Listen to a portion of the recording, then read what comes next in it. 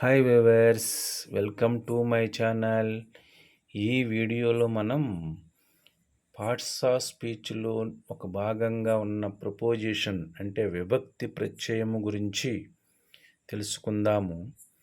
ఒక వాక్యములోని నామవాచకమునకు లేదా సర్వనామమునకు మరియు ఆ వాక్యములోని ఇతర పదాలకు మధ్య గల సంబంధాన్ని తెలుపు పదమును విభక్తి ప్రత్యయము అని అంటారు. ఒక వాక్యములోని నౌన్కు లేదా ప్రొనౌన్కు మరియు ఆ వాక్యములోని ఇతర పదాలకు మధ్య గల సంబంధాన్ని తెలుపు పదమును ప్రిపోజిషన్ అని అంటారు.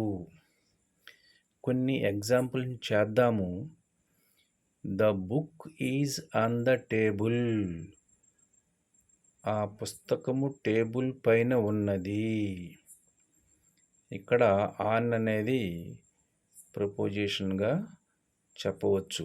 ఎందుకంటే ది బుక్కి ద టేబుల్కి మధ్య ఉన్న సంబంధాన్ని ఆన్ అనేది తెలియజేస్తుంది కాబట్టి ఆన్ ప్రపోజిషన్గా ఈ సెంటెన్స్లో ఉంటుందన్నమాట.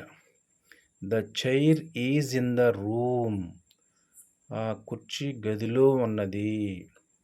ఇక్కడ ఇన్ అనేది ప్రపోజిషన్గా చెప్పుకోవచ్చు. రాణి సిట్స్ బిసైడ్ రవి. రాణి రవి ప్రక్కన కూర్చును. ఈ సెంటెన్స్లో బిసైడ్ అనేది ప్రపోజిషన్గా చెప్పుకోవచ్చు. Thank you for watching this video.